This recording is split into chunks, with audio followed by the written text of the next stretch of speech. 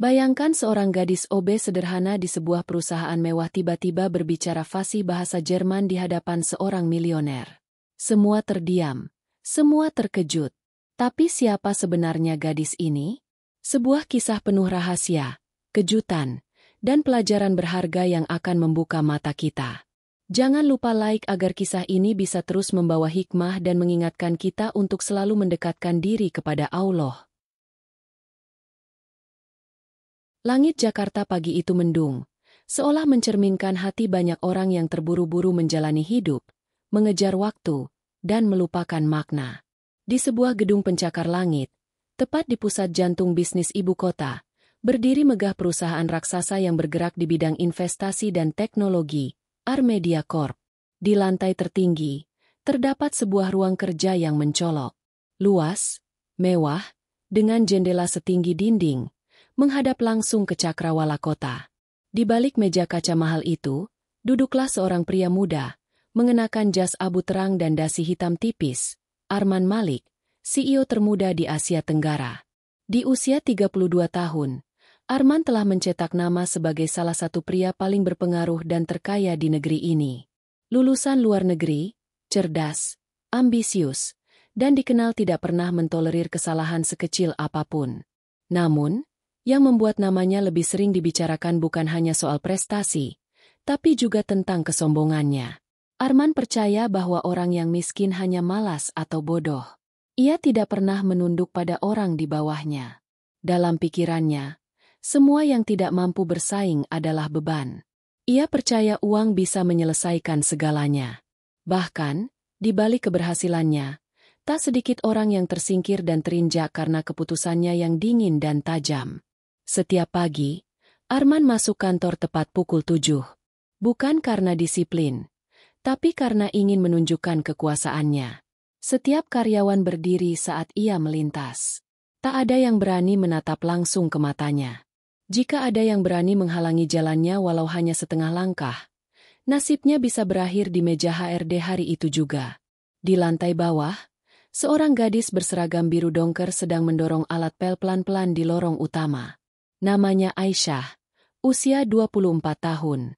Tubuhnya mungil, wajahnya sederhana, matanya teduh.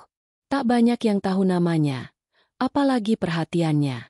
Di mata para petinggi, ia hanya bayangan yang lewat, tak terlihat, tak dianggap. Tapi ia tidak pernah mengeluh. Setiap hari, dengan langkah yang sama, senyum yang sama, dan doa yang sama, ia memulai hari dengan hati yang lapang. Pagi itu, Arman berjalan menuju lift pribadi. Namun sesuatu membuat langkahnya melambat. Ada suara lantunan zikir lirih dari lorong samping, bukan suara keras, namun cukup untuk mengganggu keheningan pagi itu. Ia menoleh. Di sudut lorong, Aisyah sedang mengelap kaca sambil berzikir pelan. Arman mengerutkan kening. "Kau tidak punya kerjaan lain selain komat kamit di jam kerja?" tanyanya tajam. Aisyah langsung menunduk, menahan gugup. "Maaf Pak, saya hanya mengisi waktu sambil bekerja." "Kalau kau ingin jadi ustazah, pergi ke pesantren. Ini kantor, bukan surau," potong Arman dingin. Tanpa menunggu jawaban, ia melangkah pergi. Aisyah kembali menunduk, menyembunyikan rasa malu dan sedih yang mengguncang dadanya. Tapi ia tetap berzikir dalam hati, memohon perlindungan pada Allah dari rasa putus asa. Hari-hari berjalan dengan ritme yang sama. Arman selalu datang dengan wajah keras, suara tajam, dan aura dingin. Ia tidak percaya pada kelembutan, apalagi empati. Menurutnya, dunia ini adalah medan perang. Siapa yang lemah, akan dilindas. Ia memimpin rapat tanpa memberi ruang pada perasaan. Ia memecat orang tanpa ekspresi. Di balik layar, banyak karyawan hidup dalam ketakutan. Ada yang stres, ada yang depresi, bahkan ada yang berhenti karena tak kuat menghadapi tekanan dari seorang pemimpin yang tak kenal belas kasihan. Namun, tak ada yang bisa melawan. Kekuasaan Arman terlalu besar, dan posisinya tak tergantikan. Di satu sudut lain gedung itu, Aisyah menjalani hari dengan cara yang sangat berbeda. Meski sering diperlakukan rendah, ia tak pernah kehilangan rasa syukur. Dalam diamnya, Ia selalu mengucap doa agar pekerjaan yang ia lakukan menjadi wasilah keberkahan. Ia percaya, bukan jabatan atau pujian yang membuat seseorang mulia, tetapi kerendahan hati dan keikhlasan di hadapan Allah. Setiap pagi, sebelum mulai membersihkan lantai, Aisyah mengambil wudhu di musala kecil di basement. Ia berdoa agar diberi kekuatan menghadapi hari yang sulit. Ia tahu banyak orang menganggapnya remeh, tapi ia tidak mencari penilaian manusia. Suatu hari, Arman sedang mempersiapkan rapat besar dengan investor asing dari Jerman. Segalanya harus sempurna. Ia tidak mentolerir kesalahan. Semua staf tegang. Meeting akan dilaksanakan di ruang utama lantai 10. Aisyah, seperti biasa, ditugaskan membersihkan ruangan sebelum para petinggi datang. Saat ia sedang menyapu karpet ruangan, seorang staf senior masuk tergesa-gesa. "Aisyah, cepat selesai ya. Hari ini ada tamu besar. Jangan sampai ada debu satu pun." "Baik, Kak," jawabnya lembut. Saat ia melanjutkan pekerjaannya, tiba-tiba langkah kaki terdengar mendekat. Arman masuk ke ruangan lebih cepat dari jadwal. Matanya langsung menyapu seluruh ruangan. Lalu berhenti pada sosok Aisyah yang masih jongkok membersihkan sudut karpet. "Cepat keluar. Aku tidak mau ada OB berkeliaran saat rapat penting." Suaranya menggelegar. Aisyah buru-buru membereskan alat, menunduk tanpa berkata apa-apa, lalu melangkah pergi. Namun, sebelum keluar, ia sempat menoleh. Untuk pertama kalinya, mata Arman dan Aisyah bertemu. Bukan tatapan marah atau takut. Di mata Aisyah, ada ketenangan yang aneh. Seolah, ia tahu sesuatu yang orang lain tidak tahu. Arman terdiam sejenak. Ada perasaan yang tidak bisa ia jelaskan.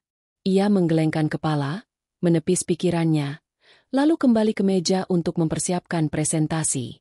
Ia tak tahu bahwa momen sederhana itu akan menjadi awal dari perubahan besar yang tak pernah ia bayangkan. Sebuah pintu rahasia telah terbuka, walau belum disadarinya. Dan pagi itu, langit mulai cerah perlahan. Pukul 9 tepat, ruang rapat lantai 10 mulai dipenuhi para eksekutif Armedia Corp. Semua mengenakan jas terbaik mereka hari itu. Aroma parfum mahal bercampur dengan kegugupan yang tak mereka tunjukkan. Di tengah ruangan, berdiri sebuah meja oval besar, dikelilingi kursi kulit hitam yang bersih mengilap. Di ujung meja, duduk Arman Malik dengan wajah dingin dan penuh kendali. Ia menatap jam tangan mewahnya dan mengangguk tipis. "Pastikan semua presentasi dalam bahasa Inggris dan Jerman. Jangan membuat kesalahan," ucapnya singkat. Investor asing yang mereka tunggu bukan orang sembarangan. Namanya Herr Dietrich Müller, pemilik perusahaan teknologi dari Berlin yang sedang mencari mitra ekspansi di Asia Tenggara. Arman sangat mengincar kontrak ini. Nilainya bisa menggandakan valuasi perusahaannya. Dan lebih dari itu, keberhasilan kerjasama ini akan membuatnya mendapat pengakuan global. Ketegangan menggantung di udara. Beberapa staf saling bertukar pandang. "Kenapa interpreter belum datang?" bisik salah satu manajer kepada sekretaris. "Aku sudah hubungi, katanya terjebak macet," jawab sekretaris panik. Arman yang mendengar itu langsung berdiri. "Apa? Dia belum sampai? Aku sudah bayar mahal untuk profesionalisme, bukan alasan." Sebelum suasana memanas, pintu terbuka. Masuklah seorang pria tinggi berambut perak, mengenakan setelan Eropa klasik. Tatapannya tenang namun tajam. Dietrich Müller memberi salam sopan, lalu duduk tanpa banyak basa-basi. Arman menyambutnya dengan formalitas standar, berharap presentasi bisa dimulai segera. Namun begitu Müller mulai berbicara, semua rencana buyar. Investor itu berbicara penuh dalam bahasa Jerman, dengan intonasi cepat dan penuh detail teknis. Beberapa orang di ruang rapat mulai terlihat panik. Mereka tidak bisa mengerti satu pun dari yang dikatakan pria itu. Interpreter belum datang. Arman mencoba bertahan, hanya mengangguk-angguk sambil berusaha menerka maknanya. Detik-detik berjalan lambat. Keringat dingin mulai muncul di pelipis beberapa staf. Suasana rapat berubah menjadi krisis diam-diam. Bahkan Arman, yang biasanya tenang, mulai merasa dipermalukan. Ia melirik layar ponselnya, Mencoba menghubungi penerjemah lagi. Tidak aktif. Tiba-tiba, dari arah belakang, terdengar suara pelan namun jernih. Herr Muller, entschuldigen Sie bitte. Konnten Sie den letzten Satz wiederholen? Maaf, Tuan Muller. Bisakah Anda ulangi kalimat terakhir? Semua kepala menoleh serentak. Mata Arman membelalak. Di dekat meja sudut ruangan, berdiri Aisyah. Masih dengan seragam OB birunya, rambutnya dicepor rapi, dan tangan masih memegang kain lab. Suaranya tadi bukan sekadar pengulangan dari aplikasi Google Translate. Itu adalah bahasa Jerman asli, lengkap dengan dialek dan logat formal yang sempurna. Muller menghentikan pembicaraannya. Ia menatap Aisyah dalam-dalam. Sejenak ruangan sunyi. "Sie sprechen Deutsch?" tanyanya. "Anda berbicara bahasa Jerman?" Aisyah mengangguk pelan. "Ich habe in Heidelberg studiert. Aber das ist schon lange her." Saya pernah kuliah di Heidelberg. Tapi itu sudah lama sekali. Suasana berubah drastis. Para petinggi perusahaan saling berpandangan. Arman berdiri kaku. Mulutnya ingin bertanya.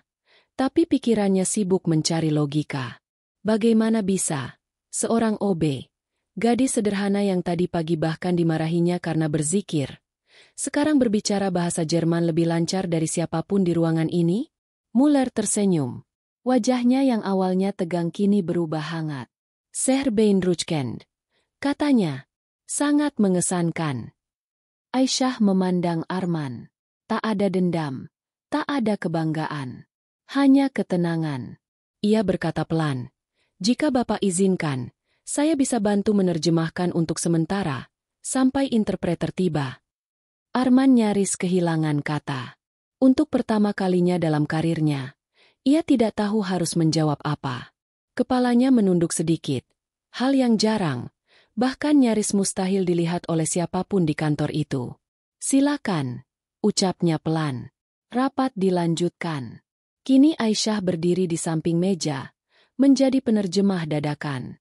Ia menyampaikan setiap kalimat Muller dengan sempurna ke dalam bahasa Inggris dan Indonesia. Tak hanya terjemahan literal, ia juga memahami konteks teknis yang dibahas. Ia tahu terminologi industri.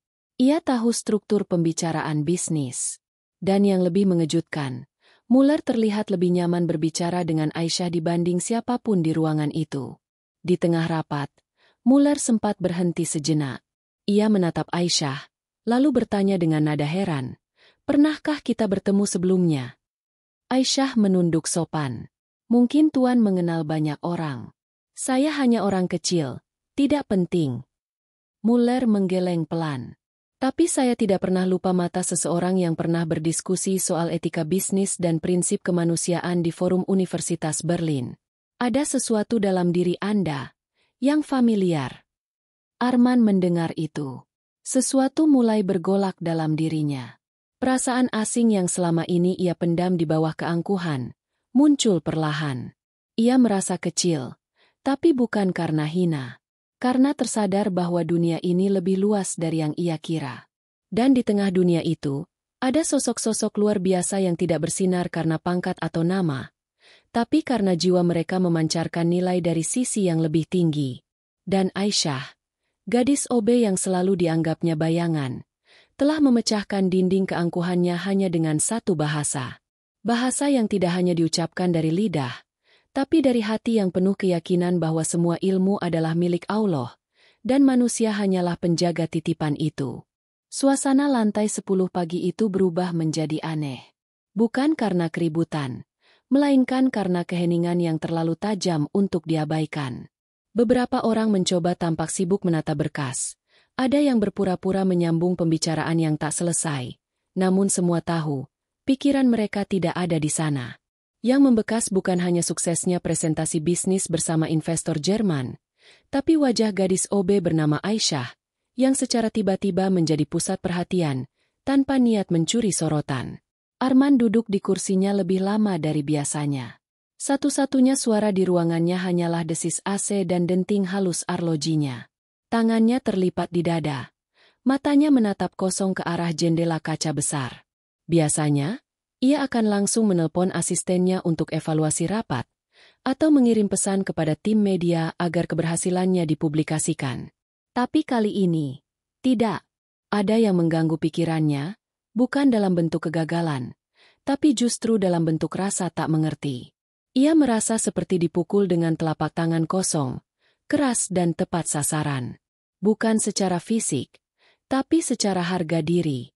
Bagaimana mungkin gadis yang ia anggap tidak penting, bahkan ia hina pagi tadi, mampu berbicara dengan elegan, menyelamatkan reputasi perusahaan, dan membuat seorang investor Jerman tersenyum? Dia bahkan lebih fasih dari interpreter profesional, batin Arman. Untuk pertama kalinya, ia merasa kalah. Tapi lebih dari itu, ia merasa bodoh. Ia ingat kata-katanya sendiri, kata-kata dingin yang ia lemparkan ke wajah Aisyah pagi tadi, saat gadis itu hanya melantunkan zikir dalam bisikan. Kalau kau ingin jadi ustazah, pergi ke pesantren. Ini kantor, bukan surau. Kata-kata itu kembali menggema di pikirannya, kini dengan nada yang membuat hatinya perih.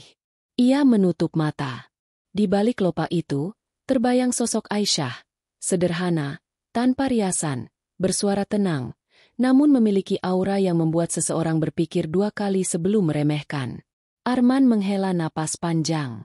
Ia mengambil ponsel, membuka aplikasi internal perusahaan, lalu mengetik nama, Aisyah. Tapi yang muncul hanyalah informasi dasar. Aisyah binti Mahmud, divisi, Office Support, Outsourcing, mulai bekerja, 7 bulan lalu. Tidak ada informasi pendidikan, tidak ada catatan khusus, tidak ada prestasi yang tercatat. Tidak mungkin seseorang seperti dia muncul begitu saja, gumamnya pelan. Sementara itu, suasana di ruang staf berubah jadi ladang bisik-bisik. Beberapa staf yang biasanya tak pernah menyapa Aisyah, kini tiba-tiba menyodorkan senyum. Ada yang mencoba basa-basi saat ia lewat. Hebat banget tadi, Sah. Gak nyangka kamu bisa bahasa Jerman. Aisyah hanya tersenyum kecil, mengangguk sopan tanpa menjawab. Ia tahu senyum itu bukan keikhlasan, tapi penasaran yang dibungkus basa-basi. Tak lama, kabar itu menyebar ke seluruh kantor. Bahkan hingga ke karyawan cabang melalui grup pesan internal. OB bisa bahasa Jerman, bro. Katanya dia pernah kuliah di luar negeri. Apa jangan-jangan dia mantan orang kaya jatuh miskin? Apa dia pura-pura jadi OB? Desas-desus itu tumbuh liar seperti api menyambar jerami. Tidak semua membicarakannya dengan kagum. Ada yang mencibir dengan nada sinis. Ada yang merasa tersaingi hanya karena posisi Aisyah kini tak lagi tampak serendah sebelumnya. Namun Aisyah tetap menjalani harinya seperti biasa. Ia tidak meminta sorotan. Ia tidak menjelaskan. Ia bahkan tidak mencoba membersihkan kesalahpahaman yang tumbuh. Ia hanya memegang erat satu prinsip. Jika kemuliaan datang dari manusia, maka ia mudah sirna. Tapi jika kemuliaan datang karena keimanan pada Allah, maka tak ada yang bisa merobeknya.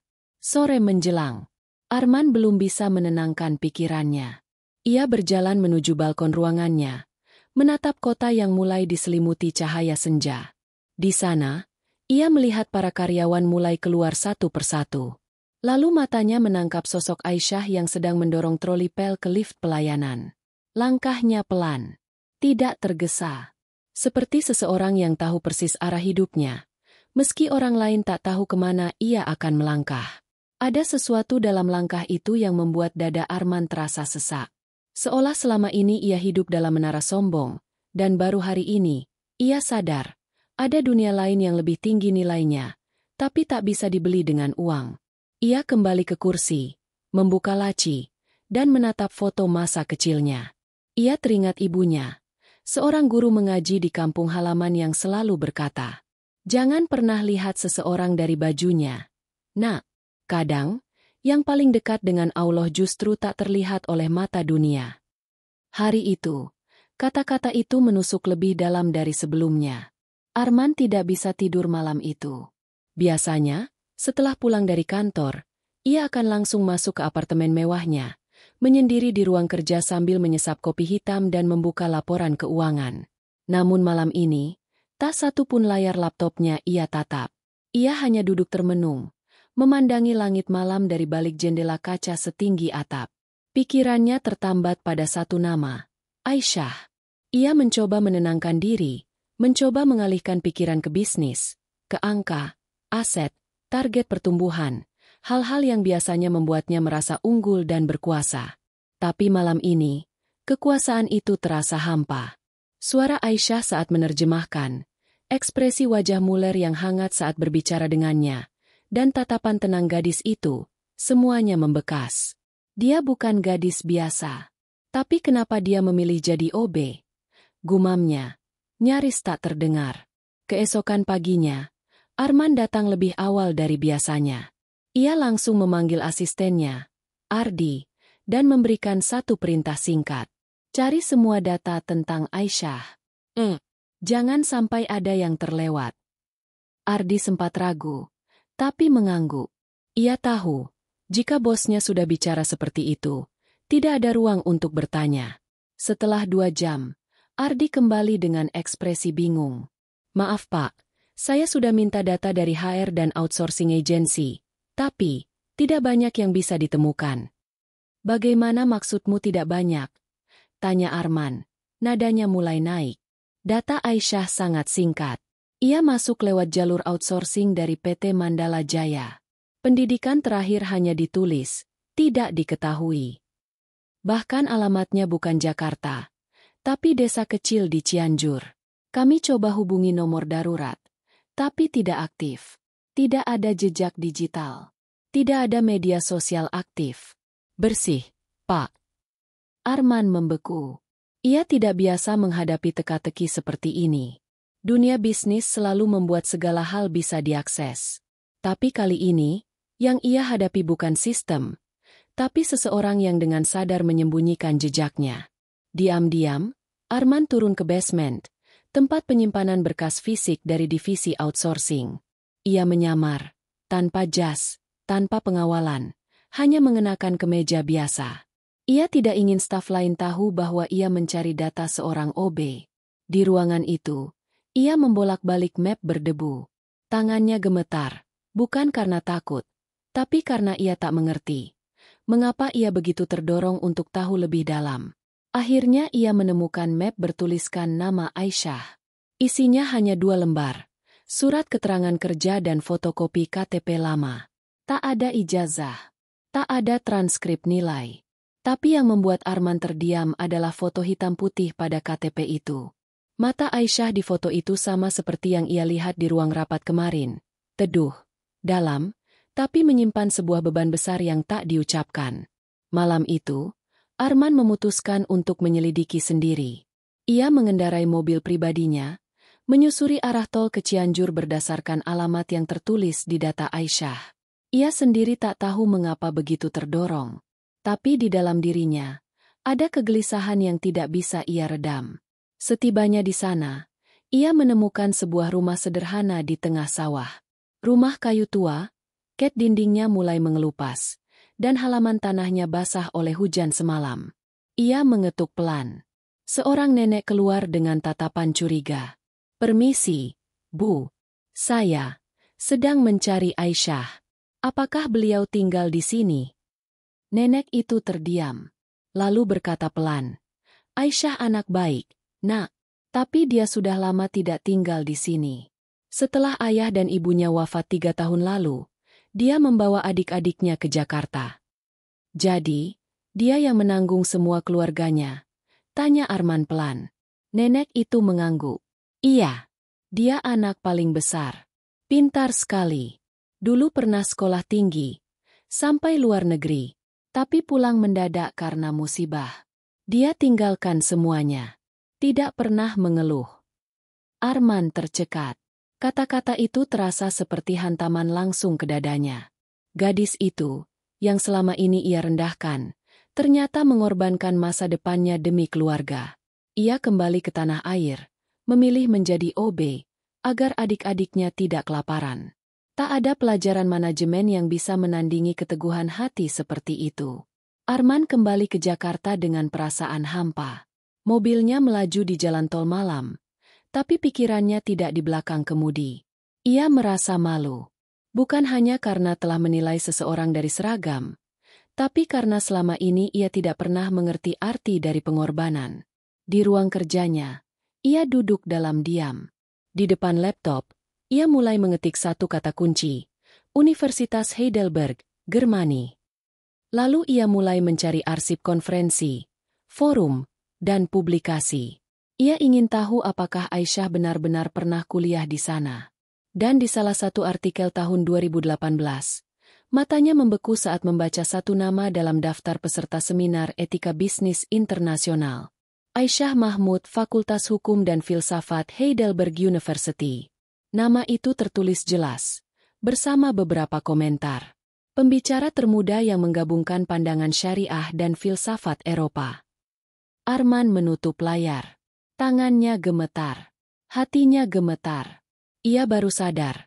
Selama ini ia hidup di atas gunung kesombongan, sementara di bawahnya ada orang-orang luar biasa yang tak butuh panggung untuk bersinar.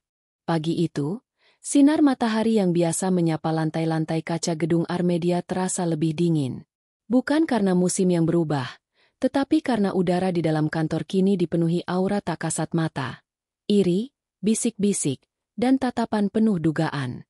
Kisah Aisyah yang fasih berbahasa Jerman telah menjadi legenda semalam. Dari lantai 1 sampai lantai direksi, semua membicarakannya. Namun seperti air jernih yang dilempar ke jalan berdebu, kekaguman itu segera berubah menjadi keraguan, lalu berubah menjadi racun. Di ruang pantry, suara bisikan bersahut-sahutan. Katanya pernah kuliah di luar negeri, tapi masa sekarang jadi OB? Aku curiga dia pura-pura. Mungkin dia cuma hafal skrip dari film Jerman. Bisa jadi dia agen asing. Bisa juga pacar diam-diamnya Pak Arman. Aku dengar-dengar dia punya masalah hukum, makanya sembunyi. Fitnah itu menjalar seperti virus, tanpa bentuk tapi menghancurkan. Bahkan orang yang tak mengenalnya pun ikut menyebarkan kabar, menambahkan bumbu dari imajinasi mereka sendiri. Iri mulai tumbuh dari hati yang rapuh. Mereka yang merasa tak bisa bersinar, kini terusik karena ada seseorang yang bersinar tanpa lampu sorot. Aisyah merasakannya. Hari-hari yang biasanya ia jalani dengan tenang kini terasa seperti menapaki jalan penuh duri. Senyuman orang-orang berubah menjadi sindiran samar. Sapaan berubah menjadi bisik-bisik di belakang punggungnya. Bahkan rekan-rekan sesama OB pun mulai menjauh. Ia menemukan sepatunya disembunyikan. Loker tempatnya biasa menyimpan mukena dirusak. Kain pelnya diganti dengan yang robek. Tak ada yang bicara, tapi semuanya terasa. Namun Aisyah tidak membalas. Ia tidak menangis di depan umum. Tidak juga mengadu. Di dalam hatinya, ia hanya menggenggam kuat satu doa. Ya Rab, jika ini jalan MU, maka kuatkan aku. Aku tidak minta dibela oleh manusia. Cukup jika engkau memelihara kehormatanku di hadapan MU. Di ruangannya, Arman menyadari perubahan. Ia melihat laporan bahwa Aisyah beberapa kali terlambat masuk karena harus memperbaiki alat yang dirusak. Ia juga menerima keluhan dari staf lain bahwa Aisyah terlalu mencolok, menyita perhatian yang tidak seharusnya, dan membuat lingkungan kerja tidak nyaman. Namun Arman tidak bodoh. Ia tahu apa arti semua itu. Ia mengenal suara kecemburuan, bahkan jika dibungkus rapi dalam laporan resmi. Tapi yang membuatnya resah adalah satu hal, Aisyah tidak pernah sekalipun membela diri. Ia memanggilnya diam-diam ke ruangannya. Ketika Aisyah masuk, ia tetap seperti biasa. Sopan, tenang, tidak sedikit pun menunjukkan beban. Arman memandangnya lama. Kenapa kau tidak lapor? Aku tahu mereka memperlakukanmu tidak adil. Aisyah tersenyum kecil. Matanya sedikit berkaca, tapi ia tahan. Saya bukan siapa-siapa, Pak. Saya hanya pekerja kebersihan. Mereka tidak salah, hanya belum mengenal saya. Dan saya tidak merasa dirugikan. Tidak merasa dirugikan. Ulang Arman. Mereka menyakitimu. Aisyah menunduk. Yang menyakitkan bukan perbuatan mereka, Pak. Tapi jika saya balas kebencian dengan amarah, saya takut kehilangan pertolongan dari Allah. Arman terdiam. Hatanya terasa ditampar. Lagi. Aisyah melanjutkan. Suaranya pelan namun menembus lapisan dinding yang selama ini melindungi harga diri Arman. Dulu saya pernah dihina oleh orang yang saya anggap guru. Ia bilang saya terlalu berani menantang dunia. Padahal saya hanya anak desa. Tapi saat itu saya percaya bahwa takdir Allah selalu lebih besar dari penilaian manusia. Maka biarlah kali ini pun saya diam. Karena saya percaya, yang menilai saya bukan orang-orang, tapi Dia yang Maha Melihat. Arman menahan napas. Tak ada satupun direktur yang pernah berbicara kepadanya seperti itu. Dan yang lebih mengejutkan, kata-kata itu bukan bentuk perlawanan, tapi pengingat. Ia mengangguk pelan. Jika ada yang melewati batas, beritahu saya langsung. Aisyah tersenyum. Terima kasih, Pak. Tapi saya tidak ingin menjadi beban. Justru kamu mengangkat beban perusahaan kemarin, balas Arman. Seketika, suasana menjadi hening. Tak ada lagi yang bisa dikatakan. Namun diamnya Aisyah tidak menghentikan fitnah. Beberapa staf wanita mulai membentuk grup obrolan internal rahasia, memantau gerak-geriknya. Salah satu dari mereka bahkan memalsukan email, menyebarkan rumor bahwa Aisyah pernah terlibat dalam kasus pencurian di kampus luar negeri dan dideportasi. Arman menerima laporan itu dari tim keamanan. Namun sebelum ia bereaksi, Aisyah datang sendiri ke ruangannya, membawa selembar surat asli dari kampus Jerman, sertifikat penghargaan atas kontribusi akademik dan sosial semasa kuliah. Tertulis dengan tinta emas, distempel resmi, dan dilampiri surat rekomendasi dari seorang profesor. Aisyah hanya berkata, "Saya tidak ingin dipuji, Pak. Hanya ingin menjaga nama baik agar adik-adik saya tidak malu." Dan saat Arman membaca surat itu, untuk pertama kalinya dalam hidupnya, ia berdiri. Bukan karena hormat, tapi karena hati nuraninya memaksanya untuk bangkit dari sikap angkuhnya. Malam itu, kantor Armedia sudah sepi.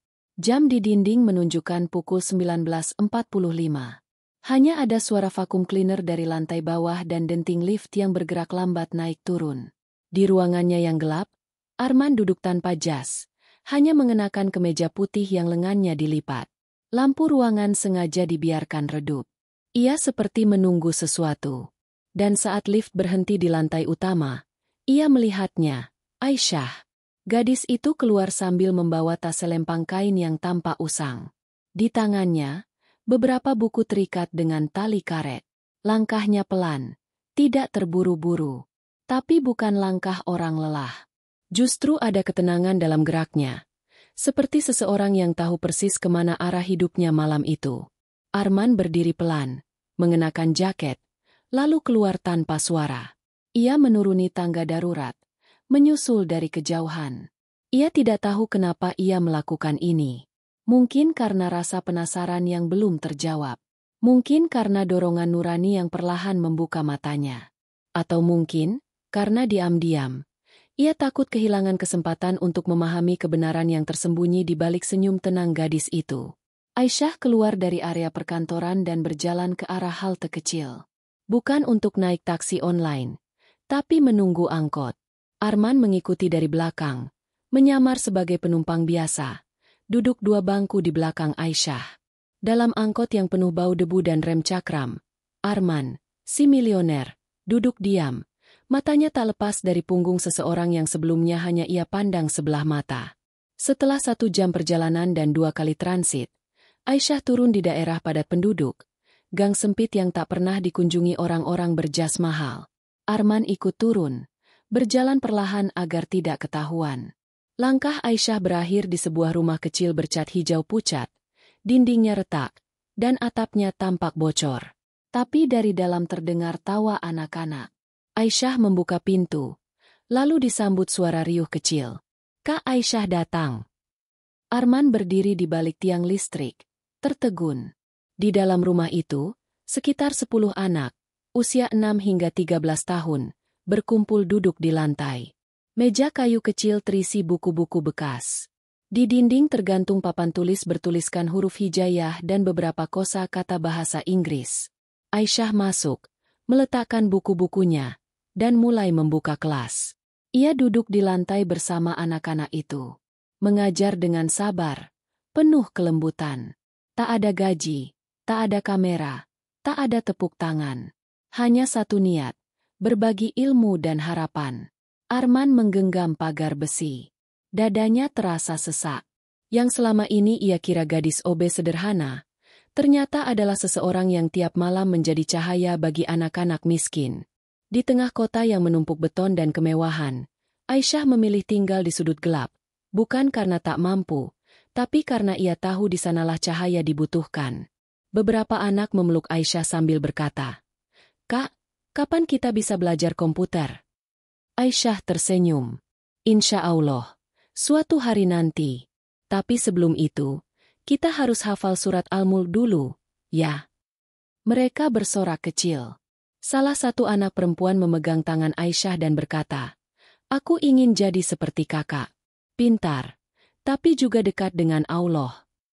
Aisyah terdiam sejenak. Matanya berkaca. Lalu ia menunduk dan membisik pelan, "Kalau kamu dekat dengan Allah, maka dunia akan datang dengan caranya sendiri. Tapi kalau kamu kejar dunia, maka kamu akan lelah, terus lelah, sampai lupa kenapa kamu diciptakan." Arman menutup matanya. Suara itu menusuk batinnya. Ia seperti mendengar nasihat untuk dirinya sendiri. Nasihat yang tidak pernah ia minta, tapi sangat ia butuhkan. Ia mundur perlahan, tak ingin mengganggu. Ia berjalan kembali ke gang utama. Matanya tak lepas dari tanah. Tak seperti biasanya. Malam ini langkahnya berat. Bukan karena lelah fisik, tapi karena beban kesombongan yang selama ini diam-diam dipanggulnya. Sesampainya di apartemen, Arman langsung duduk di lantai ruang tamunya. Ia melepas sepatu, dasi, bahkan jam tangan yang biasanya menjadi simbol kekuasaan. Kepalanya tertunduk, dan hatinya bergetar. Ia baru saja melihat dengan mata kepalanya sendiri apa arti ketulusan yang tidak bersuara. Ia membuka catatan kecil dan menulis satu kalimat. Ada orang yang hidup untuk dirinya sendiri, tapi ada juga yang hidup untuk menjadi manfaat bagi yang lain. Aku belum menjadi yang kedua. Esok paginya, Arman datang ke kantor lebih pagi dari biasa. Tapi kali ini bukan untuk menyusun strategi bisnis, bukan pula mengejar target proyek. Ia hanya duduk di meja, termenung, lalu memanggil sekretarisnya. "Siapkan satu ruang kecil di kantor ini. Lengkapi dengan papan tulis, rak buku, dan karpet sederhana." Sekretaris bingung.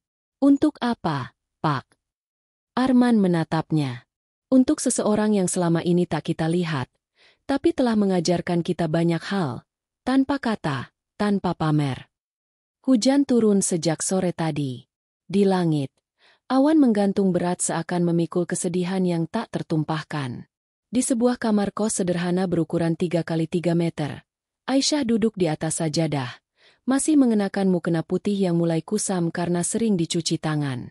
Di depannya, tergeletak sebuah amplop coklat tua, tanpa nama pengirim. Ia memandangi amplop itu sejak selesai maghrib. Tertulis hanya 2 kata di bagian depannya. Für Aisyah. Bahasa Jerman. Tulisan tangan. Tangan Aisyah gemetar saat merobek amplop itu perlahan. Di dalamnya ada selembar kertas tipis dan sebuah foto yang sudah sedikit memudar. Di foto itu, terlihat dirinya sedang berdiri bersama 2 pria bule dan 1 wanita berjilbab.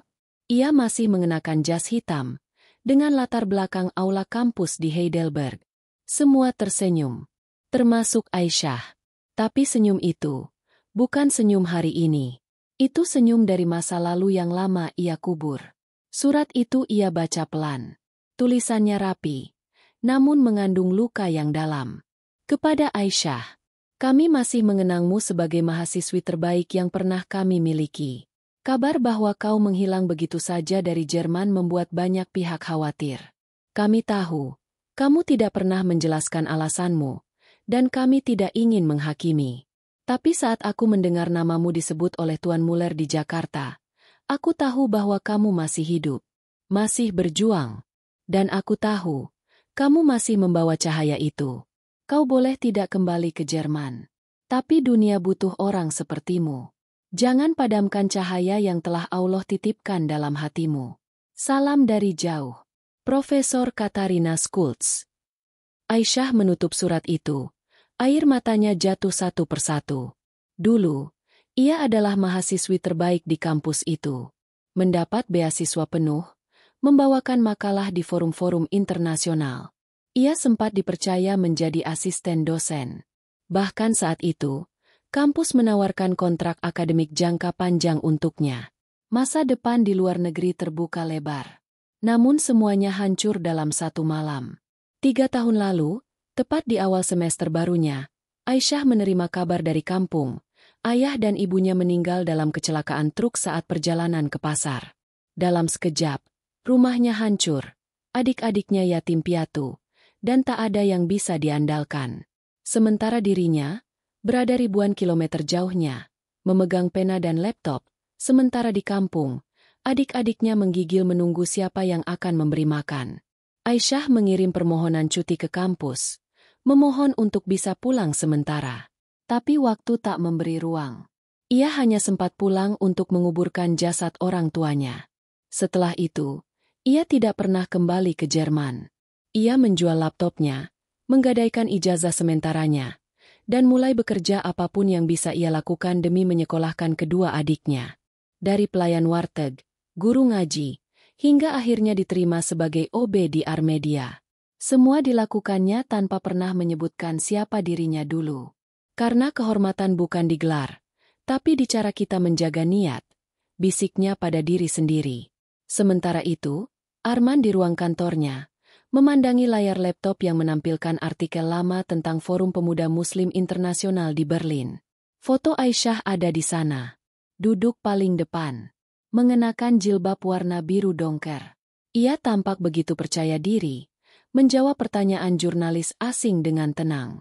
Bagaimana seseorang yang dulu berdiri di panggung internasional, kini memilih mengepel lantai di gedung ini?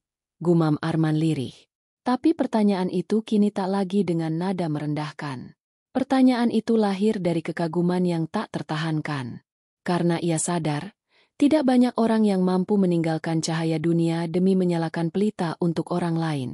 Di momen itulah, Arman mengambil keputusan. Ia akan menemui Aisyah secara pribadi. Bukan sebagai atasan, tapi sebagai manusia yang ingin meminta maaf. Karena kini, ia tahu, ia telah salah menilai. Pagi harinya, Aisyah datang ke kantor dengan mata sembab, tapi tetap tersenyum. Ia kembali bekerja seperti biasa.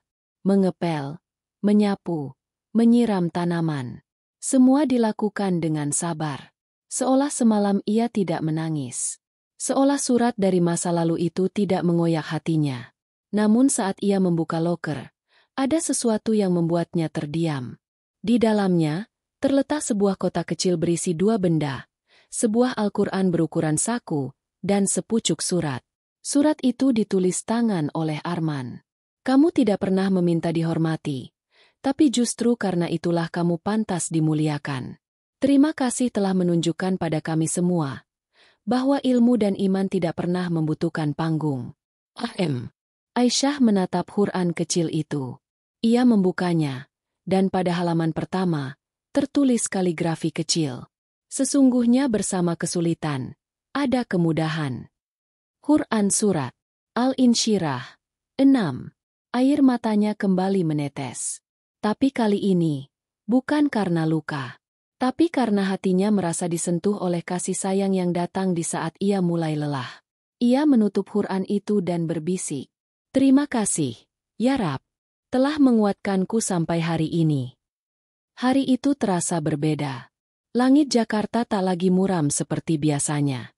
Matahari memang tetap membakar aspal dan beton, tetapi bagi Arman, sinarnya terasa lebih bersahabat. Di balik dinding kaca ruang kerjanya, ia berdiri memandangi suasana luar. Namun yang sesungguhnya ia pandangi bukanlah lalu lintas atau gedung-gedung tinggi, melainkan dirinya sendiri. Yang selama ini tinggi hati. Yang begitu lama merasa paling mengerti. Yang terlalu sering lupa bahwa hidup bukan tentang siapa yang berdiri paling tinggi, tapi siapa yang paling rendah hatinya. Ia teringat kalimat Aisyah. Saya takut kehilangan pertolongan dari Allah jika saya balas kebencian dengan amarah. Kalimat itu menamparnya lebih keras dari teriakan investor atau kegagalan proyek manapun. Karena di dalam dirinya, perlahan tumbuh kesadaran bahwa ia telah jauh dari nilai-nilai yang dulu pernah diajarkan ibunya, perempuan salehah yang wafat ketika Arman baru membangun perusahaannya. Dulu, ibunya selalu berkata, "Nak, kalau kamu ingin jadi orang besar, pastikan hatimu tetap kecil di hadapan Allah." Tapi Arman malah membangun dinding, bukan jembatan. Ia memilih gengsi, bukan empati. Perubahan itu mulai tampak di mata orang-orang. Hari pertama, Arman melepas jasnya saat keluar ruangan, menyapa satpam dengan anggukan ringan. Hari kedua, ia membalas salam OB senior yang biasanya ia lewati tanpa suara. Hari ketiga, ia memanggil tim manajemen untuk satu pengumuman yang mengejutkan. Setiap Jumat sore, kantor akan menyediakan ruang khusus untuk kajian rohani dan pelatihan karakter. Banyak yang tidak percaya. Ada yang mengira itu strategi citra. Ada pula yang menduga ini hanya fase sementara. Tapi mereka yang jeli tahu bahwa ini bukan sekadar perubahan tampak. Ini perubahan hati. Dan perubahan itu tidak berhenti di Arman. Beberapa karyawan yang dulu terlibat dalam fitnah terhadap Aisyah kini mulai merasa bersalah. Mereka menyadari bahwa apa yang dulu mereka lakukan lahir dari kecemburuan, bukan kebenaran. Salah satu di antara mereka, seorang staf HR bernama Melanie, mendatangi Aisyah di pantry dengan mata berkaca. "Aisyah, maafkan aku ya. Dulu aku ikut menyebar omongan yang gak benar soal kamu. Aku cuma iri." Aisyah menatapnya dengan senyum lembut. Iri itu bisa jadi pintu dosa, tapi juga bisa jadi pintu taubat. "Mbak, yang penting sekarang kita belajar bareng-bareng ya. Biar Allah sayang sama kita semua." Kalimat itu membuat Melanie menangis. Mereka berpelukan di pojok pantry, tanpa kamera, tanpa sorotan, hanya dua hati yang saling meminta dan memberi maaf. Di sisi lain, Arman mulai merasakan kekosongan yang selama ini tak ia sadari. Hati yang kering karena terlalu lama tidak tersentuh kalam suci. Malam-malamnya yang dulu diisi dengan laporan bisnis dan pesta pertemanan kini mulai ia gantikan dengan membuka mushaf, membaca perlahan dengan suara gemetar. Kadang ia berhenti di tengah ayat, karena tak mampu menahan air mata. Ia belum bisa membaca dengan lancar, tapi setiap huruf yang ia eja, terasa seperti anak tangga yang membawanya kembali ke fitrah yang pernah hilang. Ia pernah berkata dalam hati, "Jika aku bisa menghormati Aisyah karena ilmu dan imannya, mengapa aku tak bisa menghormati diriku sendiri dengan mendekat kepada Allah yang sama?" Pada suatu Jumat, saat kajian perdana digelar di ruang serbaguna kantor, suasananya sederhana. Tidak ada ustaz kondang. Tidak ada karpet mewah. Hanya sekelompok kecil karyawan, duduk bersila, saling berbagi kisah tentang perjuangan iman di tengah tekanan dunia kerja. Yang mengejutkan, Arman duduk di barisan depan. Ia tidak berbicara, tidak memberi sambutan. Ia hanya mendengarkan, menunduk, dan sesekali tersenyum kecil. Tapi keberadaannya di sana sudah cukup membuat semua orang tahu. Ini bukan lagi sekadar formalitas. Ini adalah langkah nyata seorang pemimpin yang sedang belajar menjadi hamba. Aisyah duduk di sudut ruangan, tidak ingin mencuri perhatian. Tapi dari tempatnya, ia bisa melihat bagaimana Allah bekerja dalam diam. Ia tahu, kita tak bisa mengubah dunia dalam semalam, tapi satu hati yang berubah bisa menjadi kunci bagi 1000 pintu kebaikan lainnya. Dan untuk pertama kalinya, Arman mendatangi Aisyah di tempat kerjanya. Bukan sebagai atasan, tapi sebagai seorang saudara seiman yang ingin belajar. "Aisyah," katanya lirih, "terima kasih sudah jadi cermin. Aku malu, tapi juga bersyukur." Aisyah menatapnya. "Setiap orang punya masa lalu, Pak. Tapi Allah lebih suka melihat siapa yang kembali, bukan siapa yang dulu tersesat." Keduanya diam. Tak perlu kalimat panjang. Karena pada titik itu, hati mereka bicara lebih banyak dari mulut mereka. Hari itu, suasana kantor Armedia terasa lebih sibuk dari biasanya. Agenda pagi diisi dengan persiapan menyambut kunjungan lanjutan dari Herr Dietrich Müller, sang investor asal Jerman yang sebelumnya telah menyaksikan langsung kejadian tak terduga, ketika seorang OB bernama Aisyah menyelamatkan situasi dengan kefasihannya berbahasa Jerman. Kunjungan kali ini bukan hanya untuk finalisasi kontrak, tapi juga pembentukan tim kerja lintas negara. Mueller membawa serta 2 eksekutif senior dari Berlin dan 1 perwakilan Kementerian Luar Negeri Jerman. Dan yang mengejutkan semua orang, khususnya Arman, adalah permintaan khusus dari Mueller sebelum rapat dimulai. "I want Miss Aisyah to be present in the room," katanya tenang, tapi penuh wibawa. "Saya ingin Nona Aisyah hadir dalam ruangan." Semua kepala menoleh. Arman mengangguk cepat tanpa ragu. "Of course. She will be there." Aisyah dipanggil ke lantai 10. Kali ini bukan untuk membersihkan ruangan, tapi untuk duduk di meja rapat sebagai bagian dari tim. Ia mengenakan baju kemeja putih sederhana dan rok hitam. Hijabnya rapi, namun tetap seperti biasanya, tanpa riasan, tanpa ambisi untuk terlihat berbeda. Saat memasuki ruangan, Mueller berdiri dan menjabat tangannya dengan penuh hormat. "Lang nicht gesehen, Fraulein Aisyah," ucapnya. "Sudah lama tidak bertemu, Nona Aisyah." Rapat berjalan mulus. Namun di akhir pertemuan, ketika semua orang mulai bersiap meninggalkan ruangan, Mueller berkata sambil menatap Aisyah, "Kami punya tawaran resmi untuk Anda. Kami ingin Anda menjadi bagian dari tim kami di Berlin. Kami akan urus semua dokumen. Gaji, tunjangan, akomodasi, jauh di atas rata-rata. Posisi Anda akan langsung berada di bawah saya." Ruangan mendadak hening. Aisyah terdiam. Arman yang duduk di sampingnya langsung menoleh. Mata semua orang kini tertuju padanya. Tapi Aisyah hanya menatap Mueller dengan mata tenang. Mata yang menyimpan banyak cerita yang belum pernah diucapkan.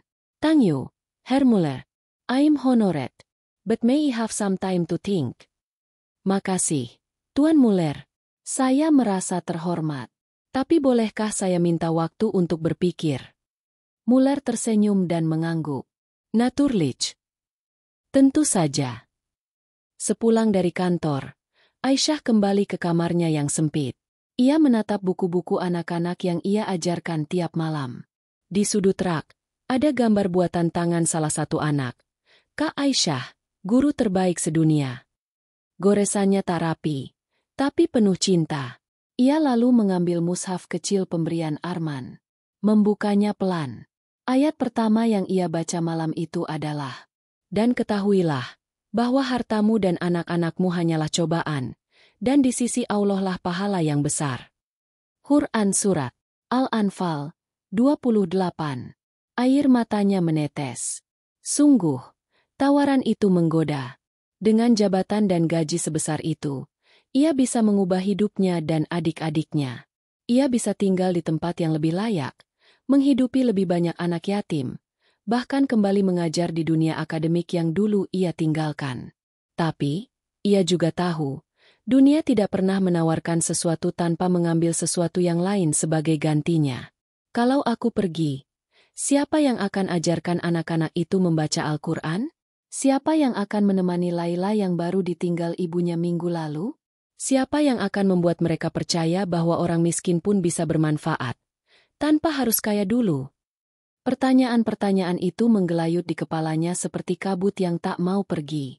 Ia sholat istiharah malam itu, menangis dalam sujud, mengadukan segalanya. "Ya Rab, jika tawaran ini akan membuatku jauh dari MU, maka jauhkanlah aku darinya. Tapi jika aku bisa tetap menjaga iman, meski di tempat yang jauh, maka kuatkanlah aku." Keesokan harinya, ia kembali ke kantor dengan wajah tenang. Mueller sudah menunggu di ruang direksi. Arman pun ada di sana, bersama tim legal. Dengan langkah mantap, Aisyah masuk dan berdiri di depan mereka. Suasana sunyi. Semua menanti jawabannya. Aisyah menatap Mueller. "Tuan, tawaran Anda sungguh luar biasa. Terima kasih telah melihat saya lebih dari sekadar petugas kebersihan. Tapi izinkan saya menolak." Mueller mengerutkan dahi. "Kamu menolak? Tapi ini adalah kesempatan emas." Aisyah tersenyum. Kesempatan emas tidak selalu berbentuk jabatan tinggi. Bagi saya, kesempatan terbaik adalah saat saya bisa tetap berguna di tempat yang paling membutuhkan. Saya percaya, keberkahan tidak terletak pada seberapa tinggi posisi, tapi pada seberapa ikhlas niat kita. Arman menunduk. Dada Muller perlahan melunak. Ia menatap Aisyah seperti seseorang yang baru saja mendengar pesan yang jauh lebih besar dari sekadar bisnis. "You are extraordinary," bisiknya pelan. Di lorong kantor, saat Aisyah berjalan kembali ke lantai bawah, beberapa orang memandangnya dengan kagum. Kali ini bukan karena rasa ingin tahu, bukan karena rumor, tapi karena mereka melihat seorang wanita yang telah menolak dunia demi akhirat. Di ruangannya, Arman termenung. Ia ingin menangis, tapi air matanya tertahan. Hatinya gemetar. Ia berpikir, dulu aku kejar dunia agar bisa disanjung. Tapi Aisyah justru disanjung karena ia menolak dunia. Aku belajar banyak darinya, tapi rasanya aku belum cukup layak menyamainya. Sepekan setelah penolakan Aisyah atas tawaran ke Berlin, suasana kantor kembali stabil. Tapi diam-diam, gema dari sikapnya masih menggema di hati banyak orang.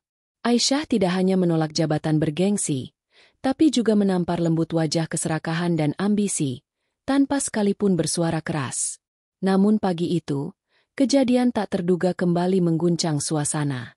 Arman baru saja tiba di lobi, ketika salah satu staf internasional menghampirinya dengan ekspresi gugup. "Pak Arman, ada tamu dari Jerman. Katanya penting sekali dan ingin bicara langsung." Namanya, Profesor Katarina Schultz. Jantung Arman berdetak lebih cepat. Nama itu tidak asing. Ia pernah membacanya di surat Aisyah yang tertinggal di ruangannya tempo hari. Dosen senior dari Heidelberg, tokoh terkemuka dalam bidang etika dan studi peradaban. Sosok yang tak sembarangan datang jauh-jauh ke Indonesia. Ia langsung menginstruksikan agar sang tamu dibawa ke ruang utama direksi. Tak lama, seorang wanita paruh baya berambut putih bersih masuk dengan langkah anggun. Wajahnya tegas tapi hangat, seperti seseorang yang menyimpan banyak rahasia dan kebijaksanaan. Begitu Arman menyambutnya, wanita itu tersenyum. "Mr. Arman, I've come not for business, but for something far more important." "Saya datang bukan untuk urusan bisnis, tapi untuk seseorang yang jauh lebih penting." Arman menahan napas. "Aisyah." "Extly." Aisyah dipanggil naik ke lantai 10. Saat ia masuk ruangan dan melihat sosok wanita yang berdiri di sana, langkahnya langsung terhenti. Matanya membesar, dan suaranya tercekat. "Profesor." Katarina berjalan mendekat, memeluknya erat. "Du bist nicht nur eine Studentin. Du bist wie meine Tochter." Kau bukan hanya mahasiswi. Kau seperti anakku sendiri. Semua mata di ruangan itu terdiam. Arman berdiri mematung. Ia merasa seperti menyaksikan bab terakhir dari buku yang selama ini tak pernah bisa ia baca seluruhnya. Aisyah melepaskan pelukan itu pelan. Matanya berkaca. Ia tampak bingung, tapi juga bahagia. Campur aduk. "Mengapa Anda datang jauh-jauh ke sini, Profesor?" Katarina tersenyum. "Karena aku mencarimu selama 3 tahun. Karena aku tahu, kamu tidak akan pernah kembali jika tidak dicari. Dan karena dunia kehilangan sesuatu, saat kamu memilih diam." Arman duduk pelan. Napasnya berat. Ia masih belum mengerti seluruhnya. Katarina menoleh padanya. "Aisyah bukan sekadar lulusan terbaik kami. Dia pernah dinobatkan sebagai yang moral arsitek oleh 3 institusi etika internasional. Ia satu-satunya mahasiswi muslim yang membuat paper gabungan tentang filsafat barat dan prinsip tauhid dalam satu pendekatan akademik. Kami menawarinya kontrak akademik permanen. Tapi dia hilang, hanya meninggalkan satu surat berisi permohonan maaf." Aisyah menunduk. "Saya tidak menyesal meninggalkan semuanya, Bu. Karena adik-adik saya lebih membutuhkan saya dibanding dunia. Dan kamu membuat pilihan yang sangat berani. Tapi sekarang aku ingin kau tahu, dunia tetap membutuhkanmu, Aisyah. Dunia butuh orang-orang yang bisa menjembatani ilmu dan iman, akal dan hati, modernitas dan nilai-nilai ketuhanan." Suasana ruangan begitu hening. Bahkan napas pun nyaris tak terdengar. Arman berdiri perlahan. Pandangannya kini tertuju pada Aisyah, bukan dengan kagum semata, tapi dengan kerendahan hati yang benar-benar tulus. "Saya mengira Anda Hanya OB. Lalu saya tahu Anda cerdas. Tapi hari ini, saya sadar, Anda adalah pelita bagi zaman ini. Dan kami semua, terlalu buta untuk menyadarinya lebih awal. Aisyah hanya tersenyum tipis. Saya tidak pernah ingin jadi sorotan, Pak. Saya hanya ingin menjalani hidup sesuai yang Allah mau, bukan dunia mau. Katarina membuka sebuah map dan menyerahkan kepada Aisyah. Ini bukan tawaran. Ini hakmu yang tertunda. Beasiswa lanjutan, posisi di Dewan Etika Global, dan surat dari Kementerian Pendidikan Jerman yang menunggumu sebagai pengajar tamu. Aisyah memegang map itu lama. Tangannya gemetar. Tapi ia tidak langsung menjawab. Bolehkah saya menjawabnya setelah saya istiharah, Bu? Katanya pelan. Katarina tertawa kecil. Tentu. Karena itulah yang membuatmu selalu berbeda dari kami semua. Kamu selalu mendahulukan izin dari langit sebelum melangkah ke bumi. Beberapa hari kemudian, Aisyah kembali datang ke kantor Armedia. Kali ini bukan dengan kain pel atau buku anak-anak, tapi dengan map yang sama. Di dalam ruangan, Arman sudah menunggu. Sudah diputuskan? Tanya Arman. Aisyah mengangguk. Sudah. Saya akan mengambil sebagian amanah itu, sebagai pengajar tamu. Tapi bukan untuk tinggal lama.